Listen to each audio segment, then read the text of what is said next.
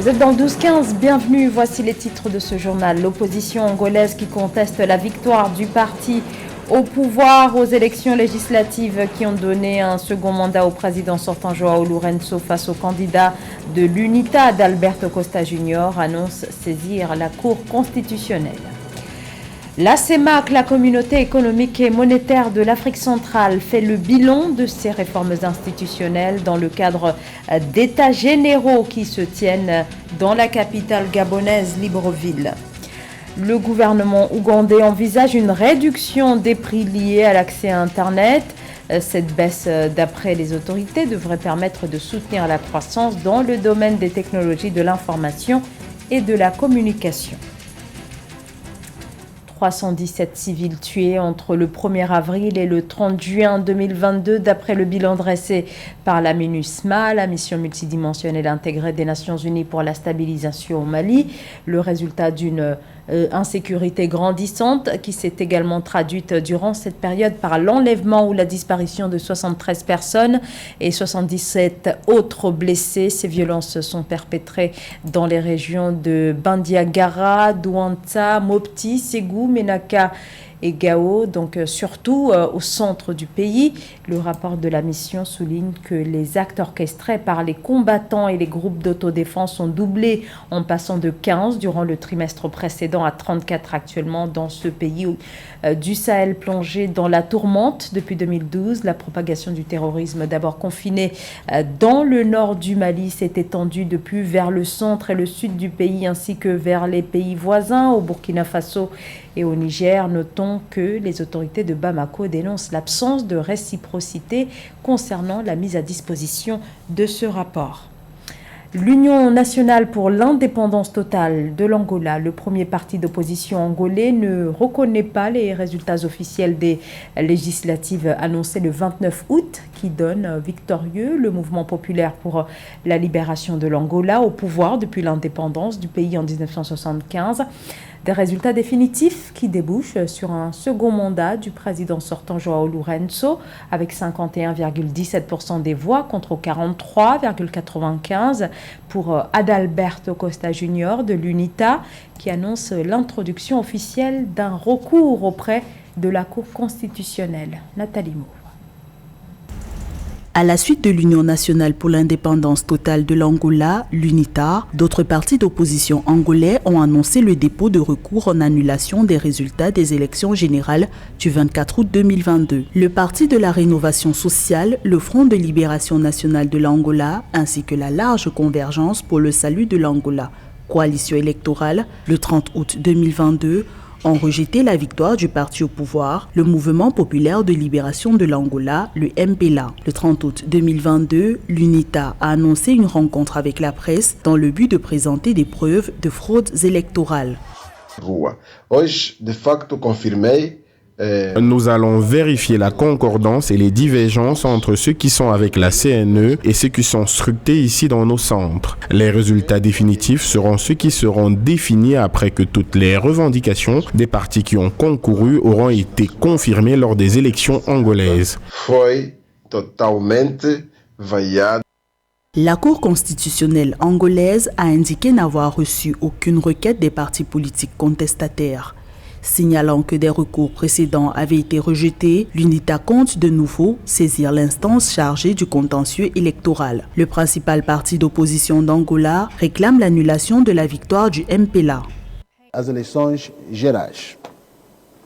A UNITA reitera que não reconhece os resultados. L'UNITA réitère qu'elle ne reconnaît pas les résultats publiés par la Commission nationale électorale tant que les plaintes déjà en sa possession n'auront pas été tranchées. Dans les délais légaux, une réclamation sera déposée qui aura les effets suspensifs de la déclaration des résultats définitifs présentés par la Commission nationale électorale. Fará entrega de uma reclamação.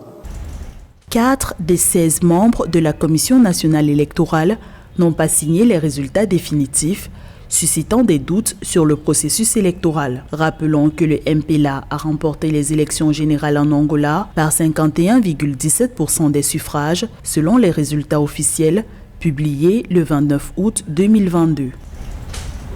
Un comité de 26 membres dirigé par l'ancien Premier ministre Nassour Guéléndouncian Ouédou est mis en place au Tchad. Sa mission, faciliter la participation de toutes les composantes de la société au dialogue national, suspendu mardi dernier pour 2 jours afin de permettre aux contestataires d'y prendre part. Les pourparlers qui rassemblent les généraux au pouvoir, les représentants de la société civile, l'opposition et les groupes armés doivent reprendre ce samedi sur des sujets tels que la réforme des institutions et le processus électoral devant permettre le retour des civils au pouvoir. Les États généraux de la communauté économique et monétaire de l'Afrique centrale se terminent ce jeudi à Libreville au Gabon. Ces travaux visent à faire le bilan des réformes institutionnelles 15 ans après leur entrée en vigueur, mais aussi leur donner une nouvelle orientation à l'aune des défis actuels. Reportage signé Narcisse Oum. Évaluer la dynamique et la mécanique du système institutionnel de la CEMAC. Tel est l'enjeu de la première Assemblée générale de la Communauté économique et monétaire de l'Afrique centrale qui s'est ouverte ce 30 août 2022 à Libreville, la capitale politique du Gabon. Pendant 3 jours, les participants vont tabler sur les réformes institutionnelles, la viabilité budgétaire des institutions communautaires, la rationalisation des 2 communautés économiques d'Afrique centrale et des institutions spécialisées de formation de la CEMAC et les sources alternatives de financement de la communauté. Je suis à la tête de la CEMAC depuis 5 ans. J'ai eu d'expérience, j'ai la pratique de la maison. Il était tout à fait normal qu'avant mon départ, je puisse rendre cela à la communauté. C'est d'autant plus qu'il y a une réforme institutionnelle qui a eu lieu depuis plus de 15 ans. Il fallait faire table rase de cette réforme, regarder ce qui a marché, ce qui n'a pas marché, pour nous projeter dans l'avenir. En ouvrant les travaux des États généraux de la CEMAC, la première ministre du Gabon, Rose Christian Osuka Raponda, a indiqué que le financement régulier et pérenne des activités et programmes conduits par les institutions communautaires était un préalable indispensable à la réussite de l'intégration de l'économie de l'Afrique centrale.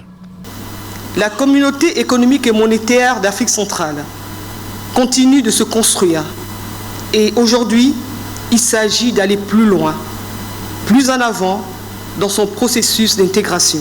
Les représentants des États membres de la CEMAC, les acteurs du système d'intégration de la sous-région et les partenaires internes et externes de la CEMAC participent à cette assemblée.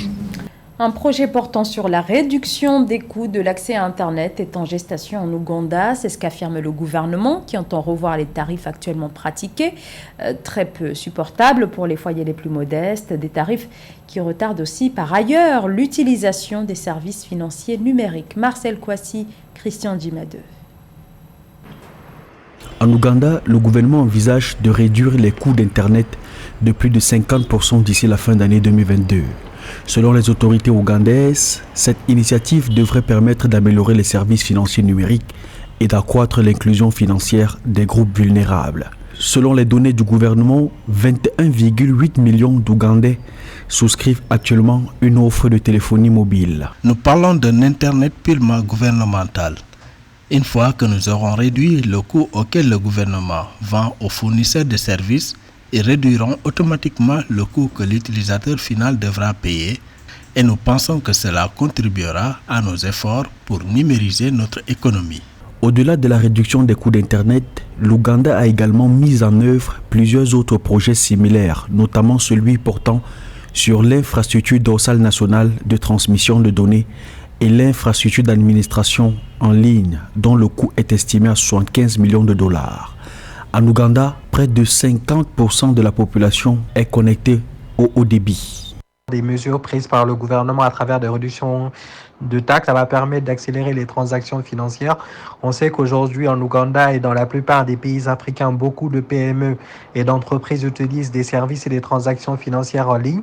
Donc cela va permettre de réduire les coûts, de faciliter d'une certaine manière les services en ligne, que ce soit même au niveau des entreprises spécialisées, mais aussi d'autres types d'entreprises.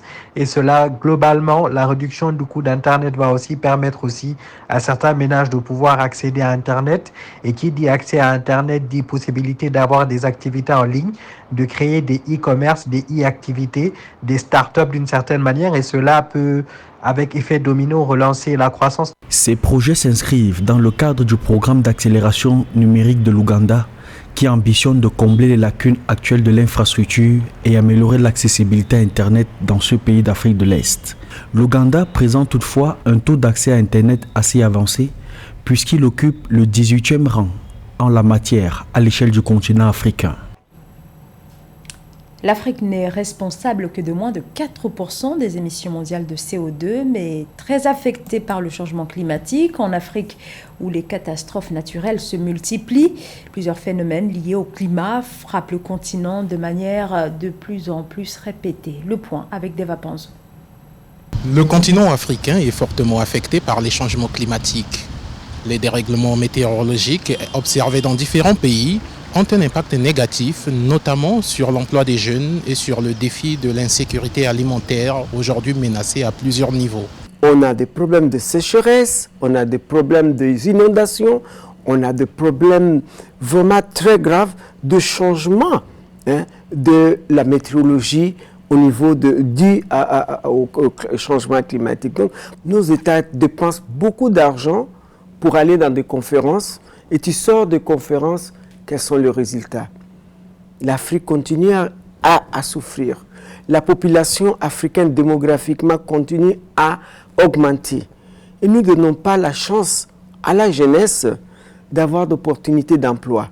L'Union africaine a désigné l'année 2022 comme l'année de la nutrition pour l'Afrique, avec pour priorité de renforcer la résilience nutritionnelle et la sécurité alimentaire sur le continent africain. L'initiative de l'adaptation pour l'Afrique a été lancée lors de la COP21 en 2015 à Paris par les chefs d'État africains dans le but de résoudre le problème du déficit de financement de l'adaptation au changement climatique. On a l'initiative africaine pour l'adaptation. Et ça, c'est son Excellence, Monsieur le Président Ali Omdimba, qui est notre champion, notre coordinateur de cette initiative, qui a été soutenue par le Royaume de Maroc.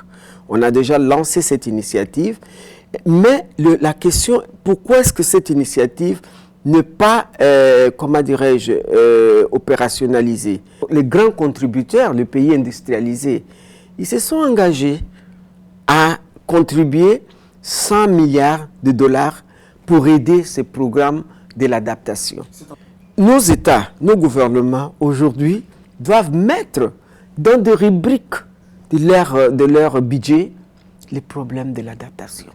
D'ici 2050, les coûts d'adaptation de l'Afrique pourraient atteindre 100 milliards de dollars par an, d'après une étude publiée en 2014 par le Programme des Nations Unies pour l'environnement. Le changement climatique menace la croissance économique des États africains et entrave le progrès vers la réalisation des objectifs de développement durable. Deva Panzo, depuis Libreville au Gabon, pour Africa 24. L'ancien international marocain Walid Regragui est le nouveau sélectionneur de l'équipe nationale de football du Maroc. À 3 mois de la Coupe du Monde, il succède au franco-bosnien Waïd Ali Odzik, remercié le 11 août dernier. Walid Regragui, nommé pour 4 ans, devra redorer le blason des Lions de l'Atlas alors que le niveau de l'équipe est régulièrement critiqué. Premier défi à quelques mois du mondial, assurer ses premiers matchs en tant que sélectionneur en septembre avec 2 rencontres amicales prévues face au Chili et au Paraguay. Focus maintenant sur la Coupe du Monde féminine de football des moins de 17 ans. La 7e édition de cette compétition se déroulera du 11 au 30 octobre 2022 en Inde. Et à un peu plus d'un mois du coup d'envoi, les pays africains qui prennent part à ce mondial féminin se préparent activement. José Douglas. La Coupe du Monde féminine U17 de la FIFA a lieu tous les 2 ans et réunira 16 nations. 5 équipes ont remporté le titre suprême. Les 2 Corées, le Japon, l'Espagne et la France. Notre continent sera représenté en groupe A par le Maroc avec comme adversaire le Brésil. Qualification historique pour les Lioncelles. Autre équipe, le Nigeria en groupe B qui croisera sur sa route les jeunes Allemandes. Le Nigeria a participé à la Coupe du Monde féminine U17 à 5 reprises. Notre objectif principal est de rendre le Nigeria fier, de rendre les Nigérians heureux avec le billet de la qualification pour la Coupe du Monde en poche. La Tanzanie sera en groupe D avec 2 adversaires de taille, la France et le Japon. La Tanzanie a réussi un gros coup lors de la manche aller du dernier tour de qualification en obtenant une victoire 4-1 aux dépens du Cameroun à Yaoundé et a validé sa qualification au retour à Zanzibar. Le match aller a été un match très difficile. Le Cameroun est une équipe très forte dans cette catégorie. Nous avons vérifié leurs points forts et le point le plus faible pour sortir gagnant de la confrontation. Enfin, la commission de la FIFA a communiqué la liste officielle des arbitres qui officieront lors de cette Coupe du Monde.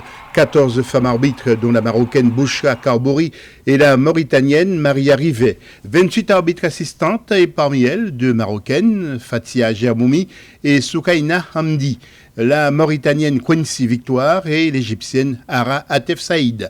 3 arbitres de réserve avec la Tunisienne Dorsaf Ganouati et enfin 16 arbitres vidéo où nous retrouvons l'Éthiopienne Lydia Tafesse Habebe et la Swazi Laetitia Viana. Nous sommes ravis du retour de la Coupe du Monde féminine U17 après une pause de 4 ans due à la pandémie de Covid-19. L'impatience est donc de mise avant cette compétition importante en Inde. Nous vous rappelons que cette Coupe du Monde féminine U17 aura lieu du 11 au 30 octobre prochain. Ce journal a été réalisé par l'ensemble de la rédaction. Merci à vous de nous avoir suivis. Dans un instant, une nouvelle édition de l'actualité sur Africa 24.